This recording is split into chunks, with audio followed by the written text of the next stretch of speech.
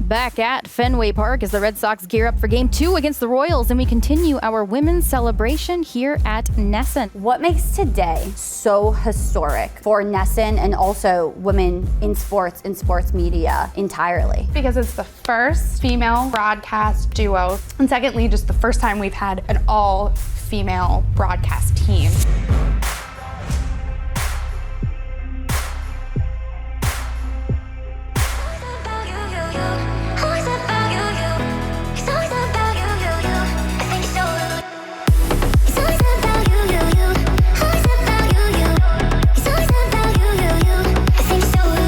I am Casey Blossom. I am Vice President of Brand and Marketing at Nesn, and I've been here just about 5 years. We'll start with Emma, who is incredible. She calls for the Portland Sea Dogs. She started with us last year. She's been contributing to our Red Sox coverage, flanked by Alana Rizzo as color.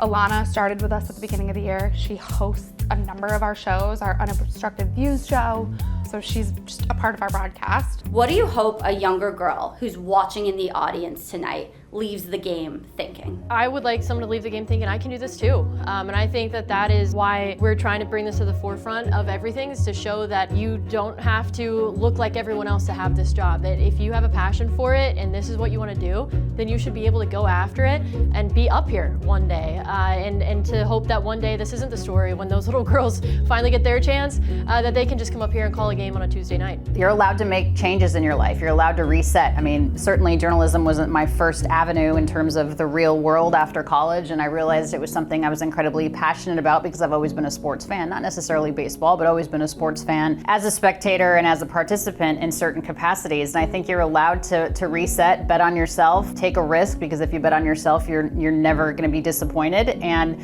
follow your passion. A lot of folks are looking to see, what is it that I want to do in my life? And if you love what you do, it's really a career. It doesn't feel like a job, but you don't have to have everything figured out the second you graduate from high school or the second you graduate from college. You're allowed to pivot, and you're allowed to find whatever it is that you're passionate about and make that into a career. We talked about Casey. We created this emerging talent role. She started with us at the beginning of the year, and she's our Swiss Army knife, but she's taking sideline. I'm Casey Hudson with Nesn. Working with the Red Sox Foundation, I got to MC an amazing women's panel, and after that I just kind of got thrusted into Red Sox coverage, and it's been an amazing learning opportunity ever since. You would say that your background is mostly in hockey, but today, for the first time, you're doing sideline for baseball, MLB, the Red Sox. How excited are you? Oh my gosh, I have so many emotions going into today. There's so much that just kind of takes away from the nerves, because it's such an honor to work with an organization such as the Red Sox. My stepdad, who is not only my hero through him being in Air Force, he was a massive baseball fan. He was actually scouted by the Reds back in his day, chose the military path, so he would umpire in the Air Force. My sister would be up in the booth scoring.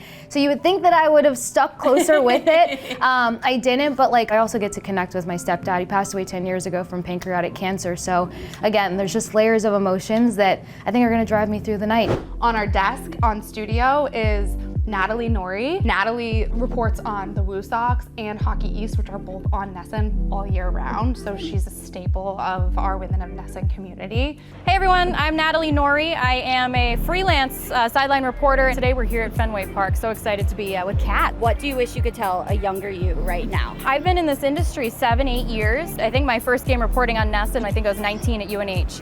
So that was a dream come true, but then every level that I've gotten to, there's a new dream come true. And it's like, little Natalie couldn't believe it. I mean, I was turned away from the healthcare industry when I was little, thinking that I would never make it. And this was my passion. Didn't know that there was a path to make it happen, but it's just something that you work for so long, and it's happening in doses and hopefully permanently in the future, yeah. Today I'm so excited to be here for your MLB debut.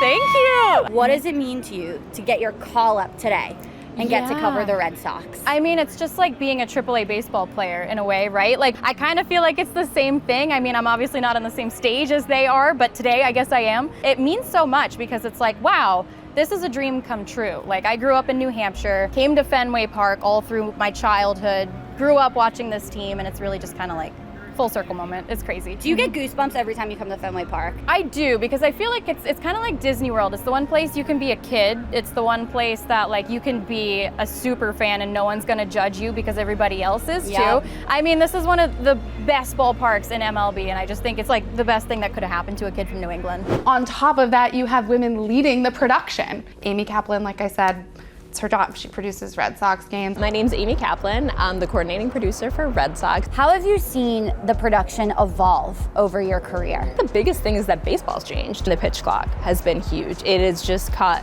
almost an hour off of games. You know, we would average like 3:15 to 3.5 hours, and now we're closer down to like 2:30, 2:45. But it also was a big change for how we broadcast the game. We used to have a lot of time to get different elements in, to storytell in different ways, and now, you know, a pitch is coming every, 15 or 20 seconds.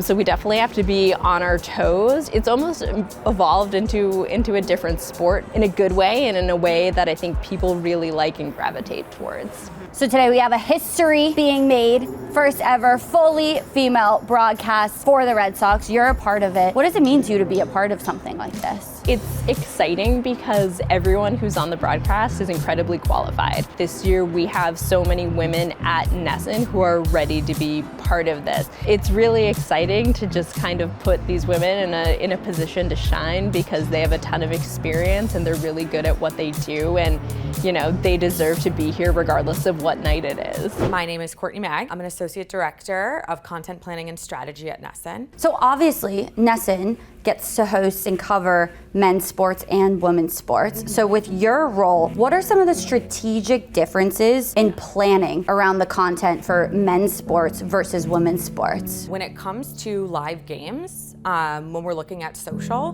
we really go at it the same way. Like, we are amplifying athletes that are at the top of their game. Men's sports obviously has had decades of media infrastructure sort of at their back. So when we're looking at some of the planning processes for our women's sports teams, we're doing a lot more around educating fans and building awareness about, not only the players, but, we've had new teams join the marketplace in the PWHL Boston Fleet recently. So educating fans on sort of marquee players they should look out for, rivalries that are building, league structure, teams that are joining the market. So that's a big part of what we look at when we're building around content plans for our women's sports teams.